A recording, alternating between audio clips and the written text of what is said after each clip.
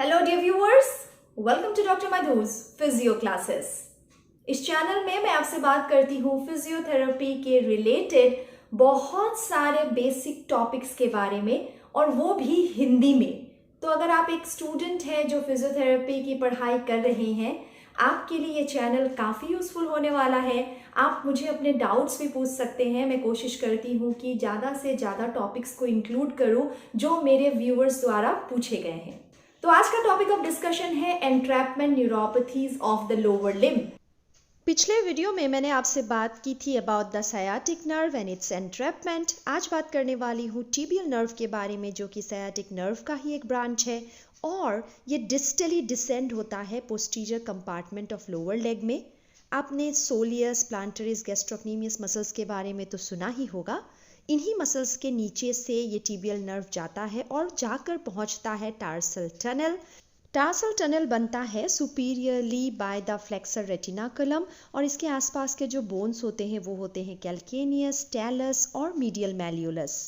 ये एक बहुत ही नैरो एरिया होता है और इस एरिया में टिबियल नर्व का एंट्रैप होना काफ़ी कॉमन रहता है और इसको कहा जाता है टार्सल टनल सिंड्रोम। हालांकि अगर हम प्रॉक्सिमल टिबियल नर्व की बात करें तो उसका कंप्रेशन काफ़ी अनकॉमन होता है, काफ़ी रेयरली होता है और इसको कहा जाता है सोलियल स्लिंग सिंड्रोम, जो तब होता है जब proximal tibial nerve soleus muscle के ओरिजिन में जो टेंडिनस स्लिंग है उसके नीचे से होकर गुजरता है। सो आपको समझ में आ गया होगा कि कॉमनली टिबियल नर्व एंट्रैप होता है इन द टार्सल टनल और less commonly in the सोलियल sling. अब ये जो टिबियल नर्व है ये इसके आगे डिवाइड होता है into medial calcaneal nerve, lateral plantar nerve and medial plantar nerve at the distal tarsal tunnel। और ये tibial nerve sensory supply करता है to the posterior lateral aspect of the leg और फिर अपने medial और lateral plantar nerve division से sole of the foot को भी sensory supply देता है। इसके आगे ये मोटर सप्लाई प्रोवाइड करता है to the posterior compartment of the leg, जैसे कि plantaris, soleus, gastrocnemius, popliteus, flexor hallucis longus, flexor digitorum longus, tibialis posterior, इन सारे मसल्स को ये सप्लाई करता है और फिर अपने मीडियल और लैटरल प्लांटर नर्व्स के जरिए ये ऑलमोस्ट सारे intrinsic muscles of the foot को मोटर सप्लाई देता है, except the extensor digitorum brevis and extensor hallucis brevis. और इसीलिए जब भी टिबियल नर्व का कोई एंट्रैपमेंट होता है, चाहे टार्सल टनल में हो गया या फिर सोलियल स्लिंग में हो गया, ऐसे में पेशेंट बर्निंग पेन और पैरेस्थीसिया का कंप्लेन करते हैं ओवर द या along the plantar aspect of the foot and digits, जो कि एक्टिविटी के साथ ज़्यादा वर्सन होता है। अब अगर कारणों की बात करें कि क्यों होता है टार्सल टनल सिंड्रोम, तो पहला हो सकता है पोस्ट ट्रोमैटिक फाइब्रोसिस, किसी प्रीवियस फ्रैक्चर की वजह से, टीनोसाइनोवाइटिस या फिर external compression by some space occupying lesion जैसे गैंग्लियन सिस्ट या फिर ट्यूमर्स। इसके अलावा कुछ फुट डिफॉर्मिटी जैसे हाइंड फुट वेल्गस या फिर fore foot pronation, pes planus, tarsal coalition, इनकी वजह से भी यह असुविधा हो सकती है। Anatomical variation of flexor hallucis longus की वजह से भी ऐसा हो सकता है और 40% पेशेंट्स में तो कॉज का आइडेंटिफिकेशन भी पॉसिबल नहीं होता। डायग्नोसिस की बात करें तो क्लिनिकल एग्जामिनेशन बहुत अच्छे से सेंसरी लॉस का पता लगा सकता है over the plantar aspect of the foot, और एक पॉजिटिव टीनल साइन भी दिखता है टार्सल टनल में, और बाकी सारी जो भी आइडेंटिफिकेशन होती है स्पेस ऑक्यूपाइंग लीजन्स या स्कार वगैरह की, वो MRI के द्वारा पॉसिबल हो जाता है। एनोमैलस मसल्स, हाइंड फुट डिफॉर्मिटीज, इनका भी पता चल जाता है इन द MRI। इसके अलावा जैसा मैंने ऑलरेडी जिक्र किया हुआ है कि मीडियल प्लांटर नर्व एक ब्रांच होता है टिबियल नर्व का, जो कि अराइज होता है at the level of tarsal tunnel.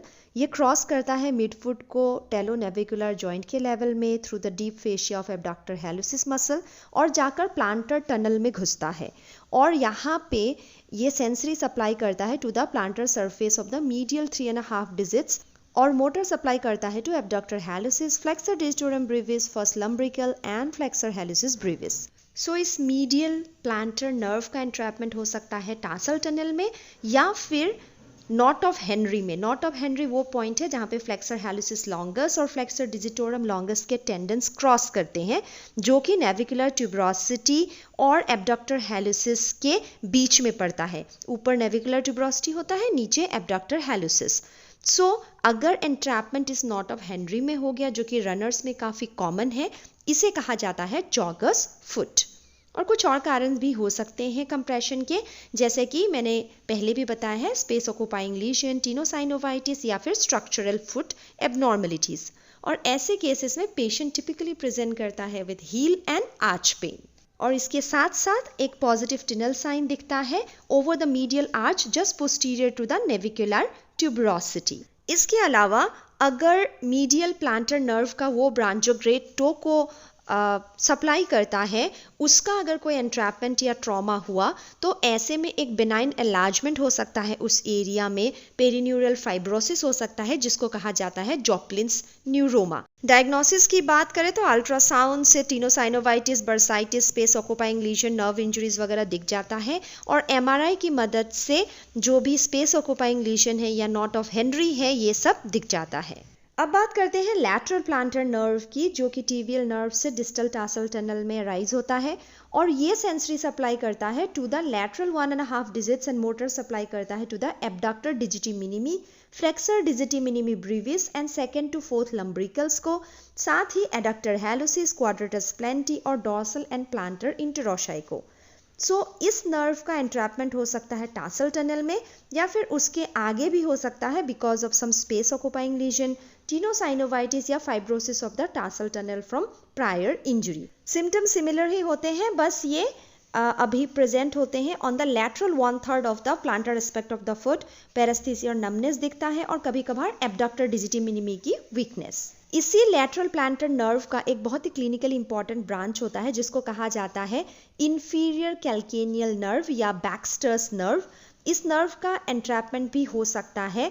3 different areas में इसके जो एंट्रैपमेंट होते हैं वो दिखते हैं। एक होता है near the hypertrophied abductor hallucis muscle long distance runner में, या फिर at the medial edge of quadratus plantae muscle, जहाँ पे नर्व एक वर्टिकल से होराइजेंटल कोर्स में चेंज हो रहा होता है। और बहुत कॉमनली ये एंट्रैपमेंट होता है at the medial calcaneal tuberosity. ऐसे में स्पर फॉर्मेशन और सॉफ्ट टिश्यू इन्फ्लेमेटरी चेंजेस भी दिख सकते हैं along with science and symptoms of planter fasciitis. और पेशेंट टिपिकली प्रेजेंट करता है with heal pen. Abductor muscle की जो हाइपरट्रॉफी होती है और प्लांटर फेसाइटिस होता है, ये अक्सर पोटेंशियल सोर्स होते हैं ऑफ इंफीरियर कैल्केनियल नर्व के एंट्रैपमेंट के। और ऐसे में अल्ट्रासाउंड का यूटिलाइजेशन किया जा सकता है नर्व की ट्रेसिंग के लिए, एबडक्टर डिजिटी मिनिमी की एट्रॉफी को देखने के लिए, और फिर अल्ट्रासोनोग्राफिक टिनल साइन को भी चेक किया जा सकता है। अब बच जाते हैं इसके आगे डिजिटल नर्व्स। जैसा कि नाम सजेस्ट कर रहे हैं, डिजिटल नर्व्स वो नर्व्स होते हैं जो डिजिट्स को सप्लाई करते हैं और ये सेंसरी ब्रांचेस होते हैं जो मीडियल और लैटरल प्लांटर नर्व्स के थ्रू अराइज होते हैं। और मीडियल प्लांटर नर्व टर्मिनेट होता है with the digital hallux nerve and the common digital nerve for second, third and medial 4th digit. और लैटरल प्लांटर नर्व प्रोवाइड करता है digital nerve for the 5th digit and the common digital nerve for 4th and 5th digit. और ये जो digital nerves होते हैं ये काफ़ी नैरो फाइब्रोसिस टनल्स के थ्रू गुजरते हैं जिनको फॉर्म करते हैं मेटाटार्सल हेड्स और इंटरमेटाटार्सल लिगामेंट्स।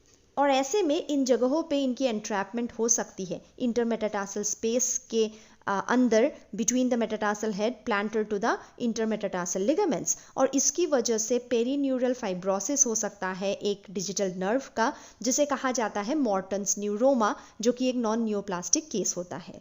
और सबसे कॉमनली जो अफेक्टेड नर्व्स होते हैं वो होता है 2nd and 3rd common digital nerve. और ये माना जाता है कि 2nd एंड 3rd इंटरमेटाटार्सल स्पेसेस काफ़ी नैरो होते हैं compare to the 1st and 4th, इसीलिए बहुत commonly 2nd and 3rd common digital nerve ही अफेक्ट होते हैं।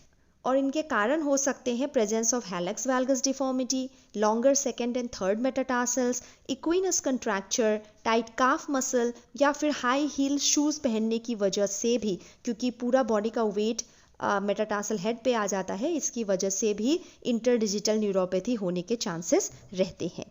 और इससे पेन रेडिएट भी हो सकता है टू द कॉरेस्पॉन्डिंग डिजिट्स, साथ ही पैरेस्थीसिया भी दिख सकता है। उम्मीद करती हूँ आपको समझ आ गया होगा। आने वाले वीडियोस में मैं आपसे डीप पेरोनियल नर्व और उनके ब्रांचेस, साथ ही ऑब्ट्यूरेटर और फीमोरल नर्व्स के बारे में बातें करूंगी। So stay tune to my channel, subscribe कर लीजिए चैनल को, नोटिफिकेशन बेल को हिट कर दीजिए ताकि आने वाले वीडियोस के बारे में आपको पता चलता रहे।